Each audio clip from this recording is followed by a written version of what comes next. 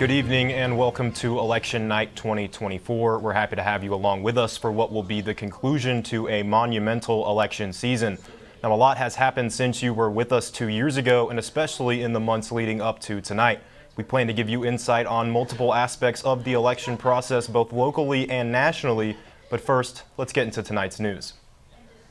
At the top of the ticket, we have a closely watched presidential race with Donald Trump leading 6.7 million votes to 5.4 million votes. Now, we know it's early, and for the Kentucky voters who are deciding on key amendments, which are Amendment 1, and it explicitly says that it prohibits non-citizens from voting in state and local elections. And you can see the totals there with yes leading, and Amendment 2, which would allow for public funding for non-public schools. And you can see no leading there with 64%. Now, in the race for U.S. Congress, Republican Andy Barr is facing off Democrat Randy Cravens. And you can see that Barr is leading with 56%. Now, over in the race for the state representative 45th district, Thomas Jefferson is leading Adam Moore with 52% over 48%.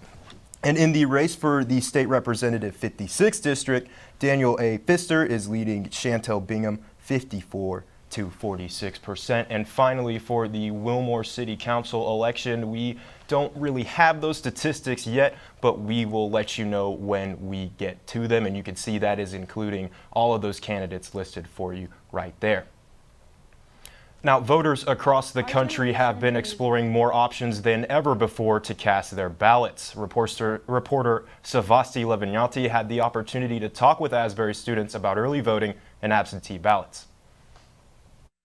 Our generation is such a busy generation. We really pack our schedules, but I think it's so important that we find time in our schedule to stop and vote.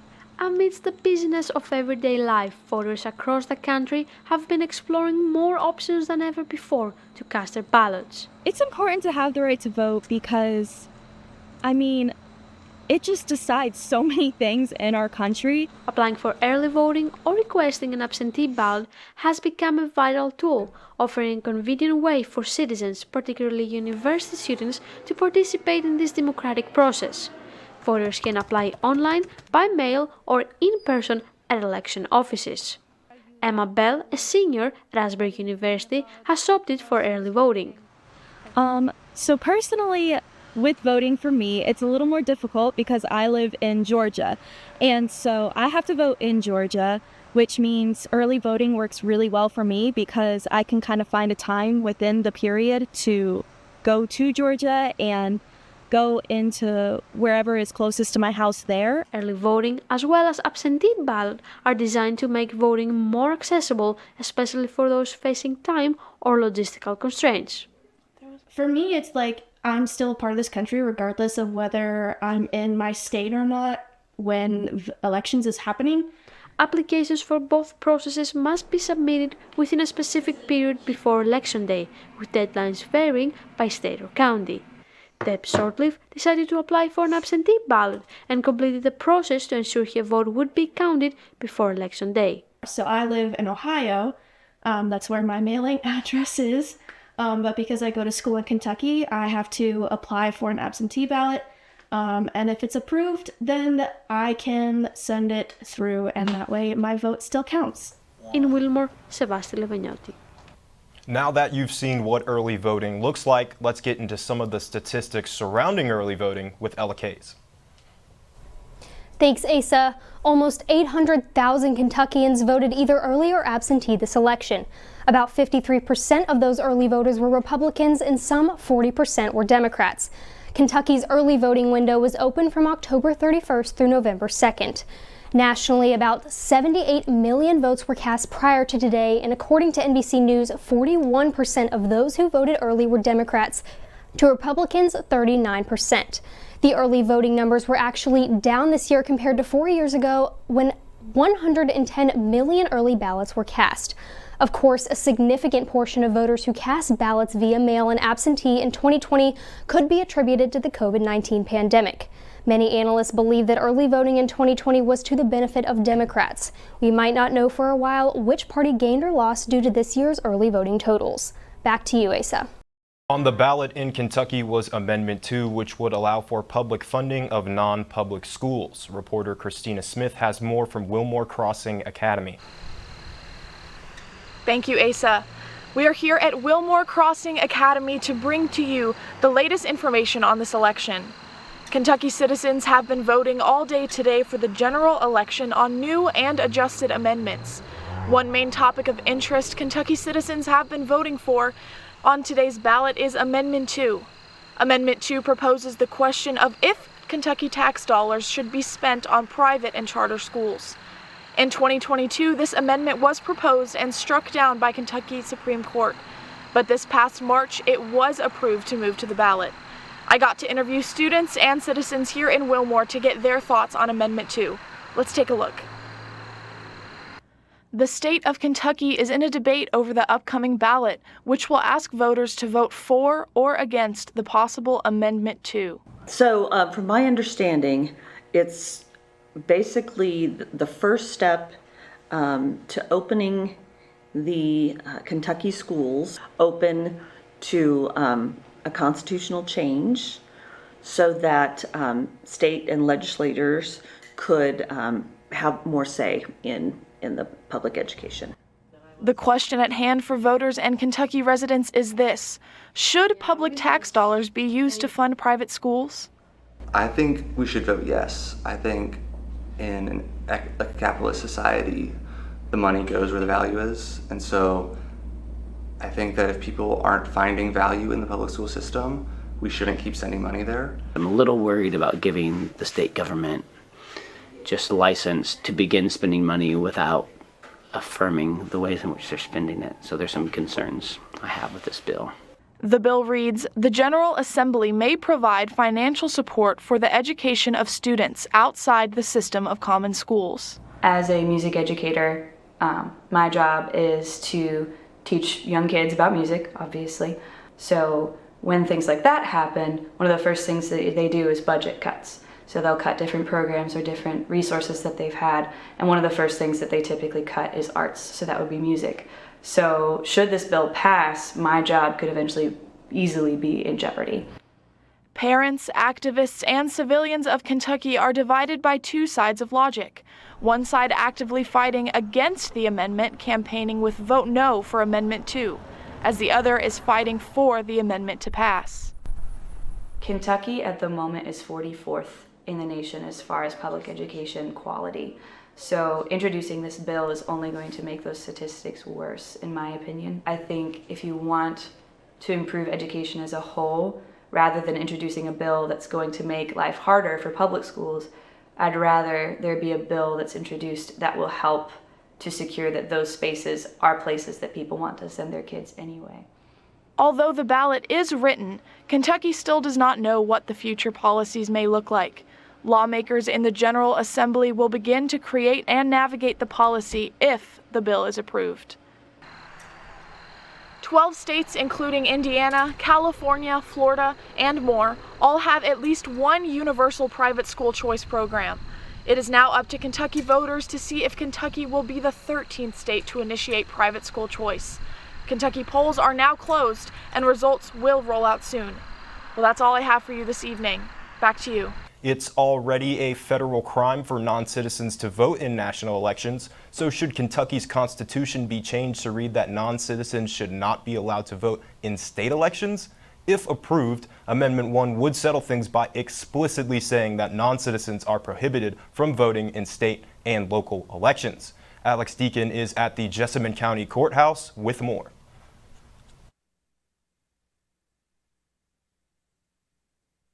Thanks, Asa. I'm currently here at the Jessamine County Courthouse where citizens were counting votes earlier.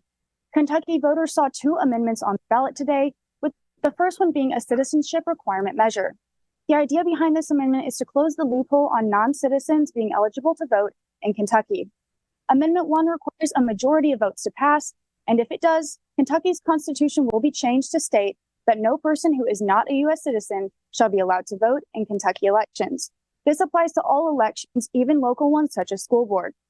I sat down with a few people, different ages and backgrounds, to get their input on this amendment, what it means to them, and how they think it would affect Kentucky voting. Kentucky voters saw two amendments on the ballot this election. The First Amendment is a citizenship requirement measure. Voters got a choice of a yes or no vote, and the amendment requires a majority of votes to pass. If it's approved, Kentucky's constitution will change to say, no person who is not a citizen of the United States shall be allowed to vote in Kentucky elections. Well, I would vote yes to start. The reason I would vote yes is just because, as a citizen of America, I feel like we should be able to vote, but non-citizens of America should not be able to vote because, we are a democracy. Voting is not a gift. It's just something that we all do, and I just would vote yes. And definitely living in Kentucky, I feel like it's a big talk right now. I feel like everyone that I've pretty much talked to is agreeing with me and voting yes. I feel like the people who vote no would be people who definitely are not from here. I feel like that's what the main thing. There is some discrepancy on whether this amendment is actually necessary. State election officials have stated that there is no evidence of non-citizens voting in Kentucky, but supporters of the amendment worry that non-citizens may be voting in local races like school board elections. I'm a military man. I'm a veteran. So I've had my experiences of politics. If they want to change this amendment, before they do, they need to run the scenarios of what it's going to do. The U.S. Constitution says that if you're not a U.S. born citizen, you are not allowed to vote in any types of election whatsoever. If you are a naturalized citizen, which is 7 years, and you have your document, then you are allowed to vote. Well, about the First Amendment, for example, for me that I'm not from here, I think the government have to be very specific of what kind of people can vote. I'm from Panama. I've been here for almost 6 years. Personally, for me, I don't mind it too much because I can vote in my country. So that's the one that I care about the most. For example, we just had some elections a couple months ago, and I went back and I voted, and that was fine. But I know I wasn't born here, and that's something I respect. But it will be different for people that have a lot of years living here. That's why I think they should be more specific about what kind of people can vote or who shouldn't vote. Asa, the question most debated is whether Amendment 1 is actually necessary. Opponents say that non-citizen voting isn't an issue in Kentucky, therefore the amendment is irrelevant. But supporters argue that this is a long overdue safeguard. As of right now, we don't have any updates on whether or not Amendment 1 will pass, but we should know more soon. Back to you. We are going to take a look at some of those results that we showed you earlier in our broadcast. And for the presidential race, Donald Trump is leading 53% of the popular vote with 154 electoral votes to Kamala Harris's 27 with her 45% of the popular vote. And as for the Amendment 1 in Kentucky, it is a 62% vote for yes at the moment and a 38% vote for no. Over to Amendment 2, it is a 65% vote for no and a 35% vote for yes. A lot of dedication goes into every aspect of what you've seen tonight. Students and faculty have been hard at work for weeks preparing tonight's show. Our very own Chance Middleton got a chance to look behind the scenes for tonight's election night. It's our job really to inform people so they can make qualified decisions. So that's really what election night is. The journalism department and the Collegian joined forces for Election Night Coverage 2024, a student-led production where every detail reflects hours of dedication and hard work. But have you ever wondered how it all comes together, from pre-production to the final broadcast? The producer plays a crucial role in both the pre-production and live production phases. My main responsibility was to plan and coordinate almost every aspect of the production. My role for this production was the technical director, or otherwise known as the TD. So I was back over here actually pushing to make sure that the right things would come up on the screen. I had the choice of directing or TD, and so when I heard TD, I jumped at that because I love I love pushing buttons, really. That's the main job. I just love pushing buttons and watching lights pop up. So my name's Kyle. I'm the director for the production. So pretty much my job is just to follow the script and call the shots as to which camera is on screen when, and just do everything to make sure that the show runs as smoothly as possible from my perspective anyway. Now, Svasti, the producer, also has a lot with that. The content creation was probably one of the most crucial parts of the whole production. We had to make sure that we will have the news packages, interviews, analysis, commercials, basically all the scripts ready. And we wouldn't be able to do all this without the help of students who put time and effort in order to make all this happen. And of course, the help of Professor Maneri, our journalism professor, who oversees this whole production. So I am mainly our host, but I oversee a bit of content as well. This whole thing is just kind of like, it's almost like test driving a car. I've been in school here for 3.5 years, and anything and everything that I've learned up until this point has been applied and will be applied, and especially with the hosting. Another big part of my job was the broadcast plan, which is pivotal aspect of production.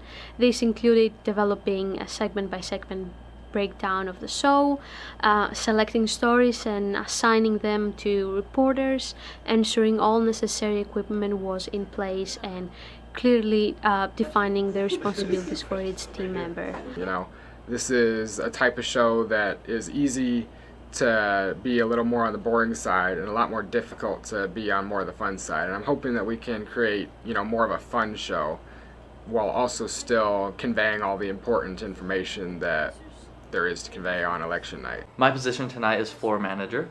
As floor manager, I kind of act as the supervisor in this like studio area. It takes a village to create a production of any sort. Because there's a lot of roles to be filled and there's a lot of different things that go on that not everybody gets to see. So crew's very important. Overall, my role involved assuring we had everything needed for a smooth, high-quality production. Our goal was clean, professional coverage that not only provided hands-on experience for us, students, but also engaged and informed our audience. We couldn't have accomplished this without the engineering team, especially Dave Gross, the technical manager of the School of Communication Arts. I think people should watch our election night coverage because we're putting a lot of work into it. And it's something that I believe we're all proud of. And it's also just a good way to kind of get more information that you may not get normally. So a unique perspective from our show. We hope that you have enjoyed this year's election night coverage. We certainly have enjoyed providing it for you tonight. Big shout out to Dave Gross and Wes Kawaja, and for Director Kyle, producer Savasti, and everyone involved tonight in this talented student crew. I am Asa Callow. Good night and God bless.